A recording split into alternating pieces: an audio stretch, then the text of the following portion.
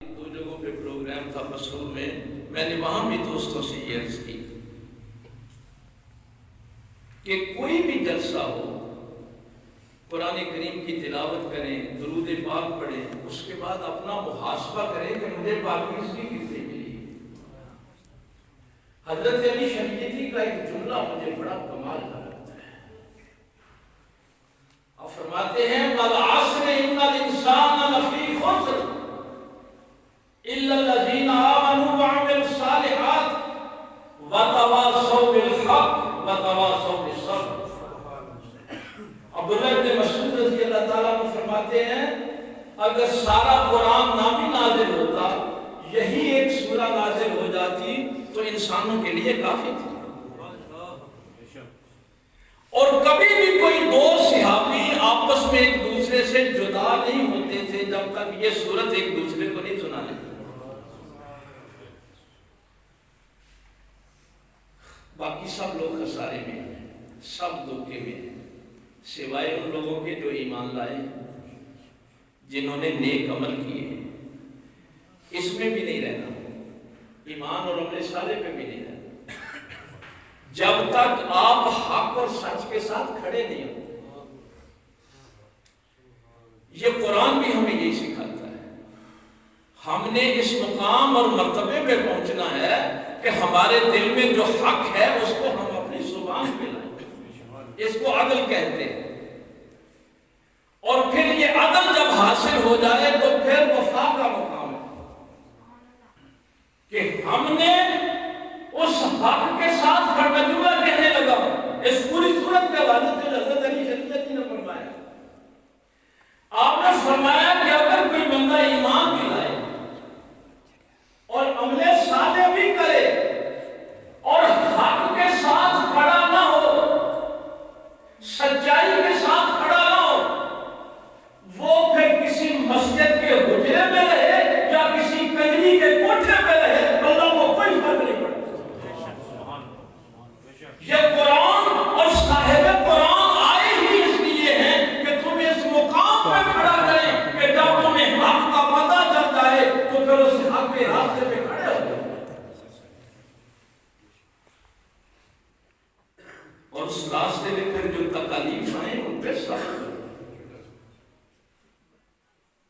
ان تکالیف پہ صبر کرنا ہے۔ اسی لیے علامہ اقبال نے فرمایا تھا نکل کر خانقاہوں سے ادا کا رسم شفیع۔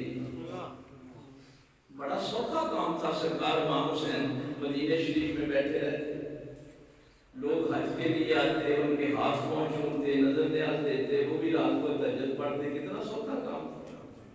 لوگ تعریفیں کرتے، حضرت امام حسین اتنے تہجد کے نوافل پڑھتے ہیں، اتنی تسبیحیں پڑھتے ہیں، لیکن قرآن کہتا ہے کہ نہیں، نہ ایمان اور نہ عمل صالح اس وقت تک کام نہیں آ سکتے جب تک آپ سچائی کے ساتھ کھڑے ہیں، حق کے ساتھ کھڑے نہیں۔ اگر آپ کے اندر یہ ہمت ہی پیدا نہیں ہوتی تو پھر نہ آپ عادل ہی ہیں اور نہ وفادار ہی ہیں۔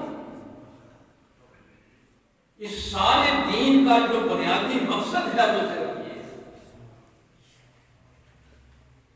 سرکار امام زین العابدین اللہ علیہ واقعہ کربلا ہو گیا، قحط سالی شروع ہو گئی۔ آپ ایک سفر پہ جا رہے ہیں، مدینے سے بھی ایک منزلی باہر نکلے تھے تو ایک شخص نے آ کے گھوڑے کی لگام پکڑ لی، کہنے لگا میں کئی دنوں سے بھوکا ہوں، یہ دین جو ہے نا یہ مذاق نہیں ہے، جو ہم نے اس کو مذاق بنا لیا۔ سرکار نے اپنے قافلے کو روکا، زمین پہ بیٹھے، اس کے آگے کھانا رکھا، پانی خود ڈال کے دیا، فرمایا ہمارے ساتھ چلو، اگلی منزل پہ پھر کھانا کھلائیں۔ دوسری منزل پہ وہ کہنے لگا کہ حضور میرے بچے انتظار کر رہے ہوں گے، مجھے اجازت ہے۔ ابن خلدون نے بڑھیا جملہ، ہمارا بہت بڑا مورخ ہے،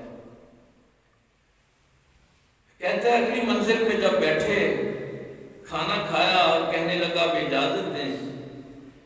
میرے امام نے فرمایا یار اس کے بچے بھوکے ہوں گے، اس کو پانی کا مشکیزہ دو، کچھ کھانا ساتھ باندھ دو۔ جب وہ کھانا باندھ دیا، پانی بھی دیا، اب اس کو تھوڑا سا خدشہ محسوس ہوا، کہنے لگا حضور کہیں پہچان تو نہیں لیا، مجھ کو کہیں پہچان تو نہیں لیا؟ سرکار امام زین العابدین نے فرمایا تیرا نام حسین بن نمیر ہے، یہ سواد کے ساتھ ہے۔ یہ کربلا میں 8000 لشکر کا سپہ سالار تھا۔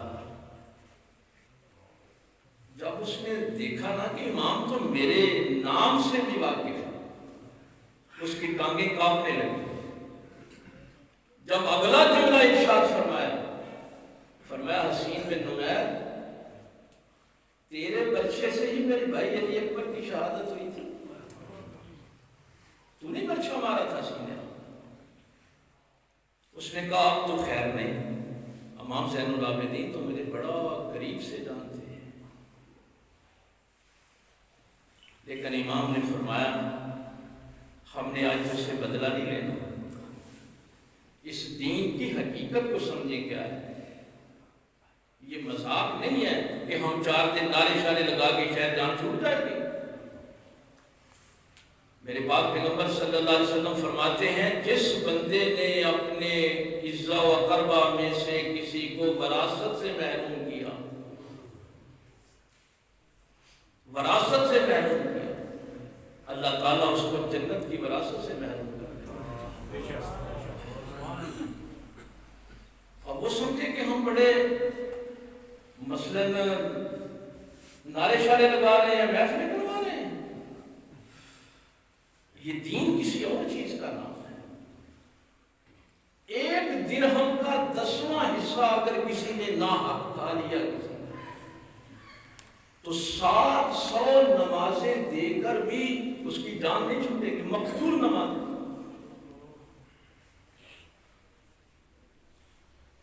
یہ میں وہ بات کرنے لگا تھا جن کے گھر سے ہمیں دین ملا ہے، جہاں سے دین کی اصل ہمیں ملی ہے۔ اس نے کہا حضور اگر پہچان لیا ہے تو پھر اتنی عنایت، اتنی مہربانی۔ سرکار نے فرمایا کربلا میں ہم تمہارے مہمان تھے، آج تو ہمارا مہمان۔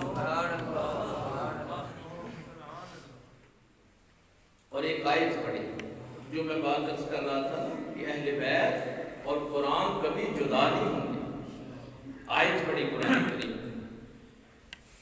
فرمایا میرے اللہ کا حکم ہے، یہ حکم میں نے صرف آپ کو سنانا ہے۔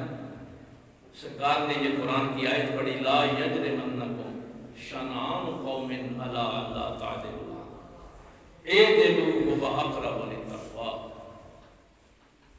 آپ نے فرمایا میرے اللہ کا حکم ہے دیکھنا کسی قوم کی دشمنی تمہیں عدل سے دور نہ کر۔ اس بات پہ غور و فکر کرنا کہ کسی قوم کی دشمنی تمہیں عدل سے دور نہ کرنا۔ اب تو نے میرے گھوڑے کی جو لگام پکڑی تھی نا،